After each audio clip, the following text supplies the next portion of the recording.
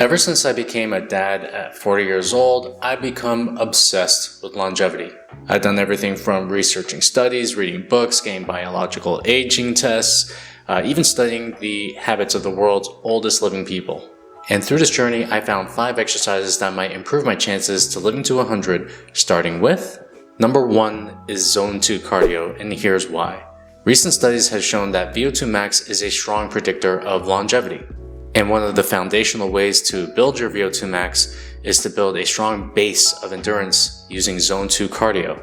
And Zone 2 cardio is a type of cardio that you can do for a long period of time that won't necessarily leave you feeling expended. You should be able to have a conversation while doing this type of cardio. And ideally, you would want to keep your heart within this particular range using this chart. And something I noticed with the world's oldest living people, and even the people that I've known that have lived to 100, is that they have a habit of doing some form of Zone 2 cardio. In fact, one of my best friend's grandma and grandfather, they lived to 100, and their habit was walking 2 to 3 miles every single day.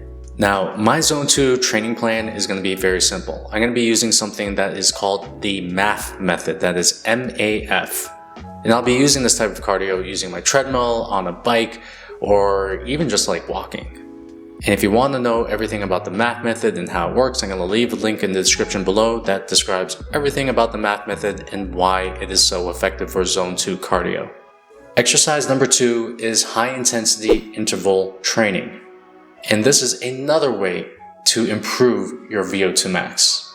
Researchers at the University of UT Southwestern used a particular interval training method that allowed participants to reduce the ages of their heart by 20 years. And I'll leave a link to the study right in the description for that one. And the thing about high intensity interval training, it's kind of like heavy lifting for the heart. You want to be able to train it at max capacity, at least every once in a while. Now, the bad thing about HIIT training is that it's pretty hard. And that's why I don't recommend going from being completely sedentary to doing HIIT training. This is something that you want to be able to work up to. Now, my HIIT training plan is going to be variable. So every single week, I'm going to do either a form of this thing that is called the 4x4 Norwegian method, or I am going to be training sprints, which is something that I love doing. Now, sprints, I did a video on it that you can check out over here, but the 4x4 Norwegian method is a method that the University at UT Southwestern, it is the one that they use to improve the VO2 maxes of their participants. And it's also a method that endurance athletes use to improve their ability to run races. And it's very simple. You start with a little warm-up, and then you go 4 minutes at a high intensity. That's going to be anywhere between 60 to 75% of your maximum heart rate. And then you are going to be going at a low intensity afterwards for 3 minutes as a rest. And you're going to be doing this 4 times. Now, the third type of exercise that I'm going to be doing to live to 100 is going to be strength training. Now, the first 2 I talked about were specifically for lifespan. So VO2 max helps you live a longer life. When it comes to strength training, it actually improves health span, which helps you live a quality of life. And something you have to understand is that after the ages of 30, we lose 3 to 8% of muscle every single decade. And after the age of 60, this number accelerates.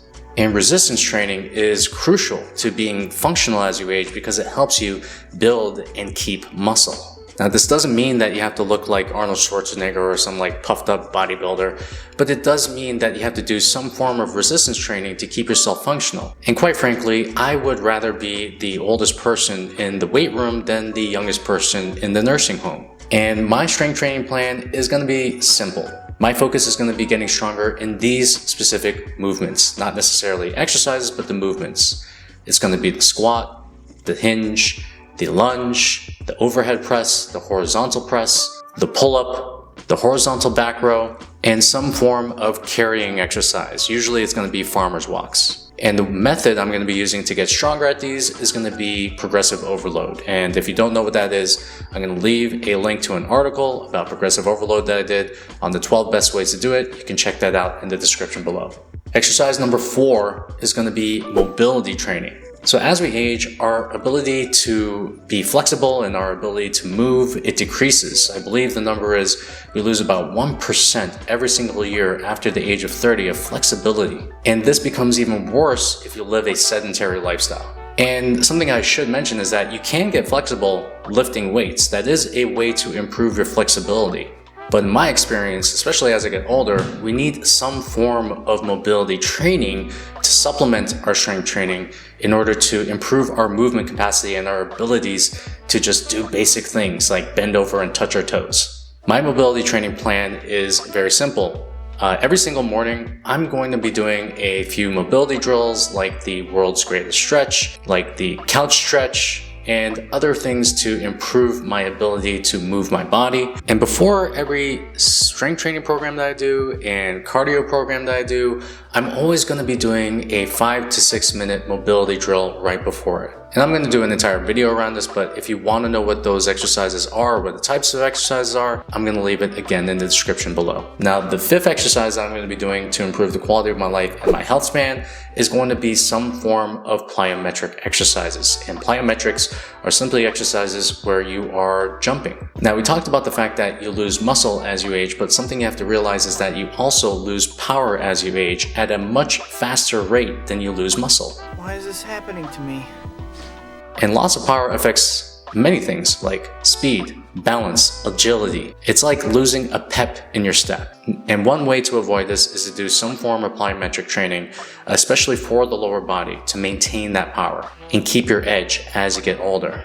And certain exercises that you would use to do plyometrics would be simple things like maybe jump rope or even jumping jacks. On a higher level, more advanced level, it would be things like box jumps or even long jumps.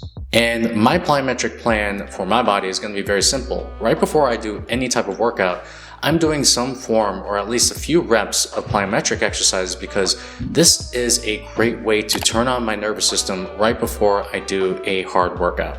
Now, something you have to realize is that we get older because of the things that we don't do rather than the things that we do. When we stop running, when we stop jumping, when we stop lifting, when we stop moving, that is all a sign that your body is going to get older. And the truth is that you have to use it or you lose it. And I'll tell you right now, I don't think this is enough to really guarantee that I'm going to be living to 100, but I do think it's going to give me a great chance of making it there. But you have to understand that one of the biggest keys to living a long life is getting your body fat to a level where it is preventing disease. So I did a video on the 5 crucial weight loss mistakes that you must avoid in order to lose the weight and keep it off forever. And you can check it out right over here.